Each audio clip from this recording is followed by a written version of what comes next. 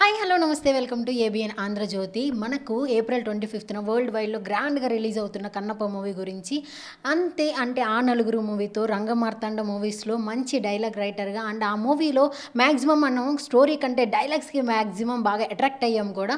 అంత super successful అవ్వడానికి dialogues one of the best and main reasons.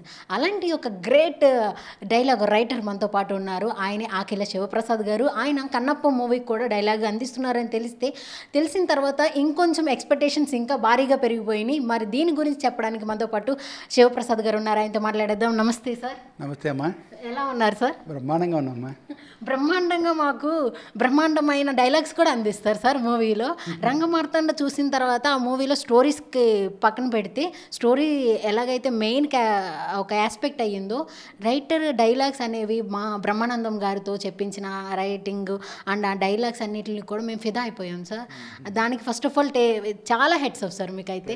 అలాంటి మీరు కన్నప్పని చూస్ చేసుకోవడానికి రీజన్ ఏంటి? కన్నప్పని నేను చూసుకోలేదమ్మా, కన్నప్పే నన్ను చూస్ చేసుకున్నాడు బహుశా శివుడే. ఎందుకంటే నేను ఆ రంగమార్తాండ రాశాక మోహన్ బాబు గారు ఏంటంటే వీళ్ళు ద బెస్ట్ పాసిబుల్ స్క్రిప్ట్ వాళ్ళు రెడీ చేసేసుకున్నారు ఆల్రెడీ.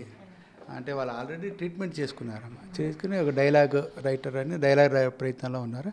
ఆ ప్రయత్నంలో నా అదృష్టం బాగుండి నేను వీళ్ళ దృష్టికి రావడం జరిగింది. ఒకళ్ళిద్దరు రెఫరెన్స్ చేయడం గురించి ఆ దృష్టికి రావడంతో చక్కని పిలిచి మనకి కావాల్సినంత స్వేచ్ఛ ఇచ్చి హ్యాపీగా ఆయన అనుకున్న విషయాన్ని మనకు కావాల్సిన స్వేచ్ఛని ఇచ్చి విష్ణు గారు కానీ మోహన్ బాబు గారు కానీ బ్రహ్మాండమైన అవుట్పుట్ ఇచ్చేటట్టు చేశారు వాళ్ళు.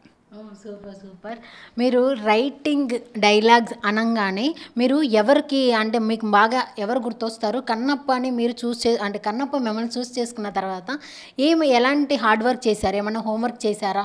లేకపోతే కన్నప్ప స్టోరీ గురించి ఏమన్నా పాత మూవీస్లో నుంచి రెఫరెన్స్ లాంటివి, నెక్స్ట్ కన్నప్ప స్టోరీని రెఫరెన్స్ తీసుకోవడం, ఈ డైలాగ్స్ని ఎలా రాశారు? అంటే ఇక్కడ ఏంటమ్మా బేసికల్గా ఏంటంటే నేను వచ్చేటప్పుడు నాకు ట్రీట్మెంట్ పూర్తిగా ఇచ్చేశారు.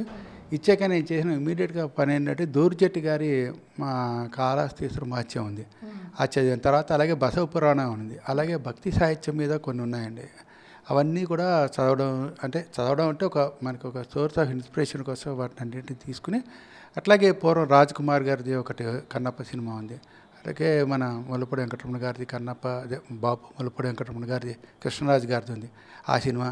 అవి ఏంటంటే అండి అవన్నీ రెఫరెన్స్ బుక్స్లో పెట్టుకున్నాం. కానీ టోటల్గా ఇప్పుడు మనం పరీక్ష మనమే రాయాలి కదా, పుస్తకాలు ఏం చదివినాను, మన పరీక్ష మనమే రాసా.